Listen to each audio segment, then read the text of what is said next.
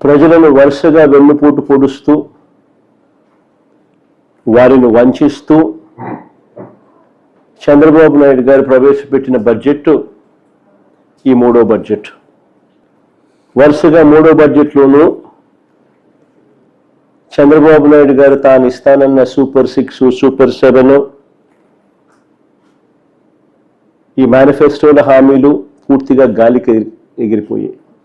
ఇతర హామీలు, ఇతర వాగ్దానాలను పూర్తిగా విస్మరించిన పరిస్థితులు. అన్ని వర్గాల ప్రజలను మరోసారి మోసం చేస్తూ పెట్టిన బడ్జెట్ ఇది.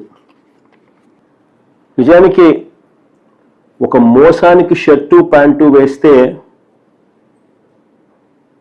అది చంద్రబాబు అవుతాడు. ఒక మోసానికి షర్టు ప్యాంటు వేస్తే అది చంద్రబాబు అవుతుంది. అబద్ధానికి రెక్కలు కడితే అవి చంద్రబాబు మాటలు అవుతాయి. ఈ బడ్జెట్లో కూడా అవే పచ్చి అబద్ధాలు, తప్పుడు లెక్కలు, లేని గొప్పలు, చంద్రబాబు భజన ఈ బడ్జెట్లో ఇవే కనిపిస్తాయి.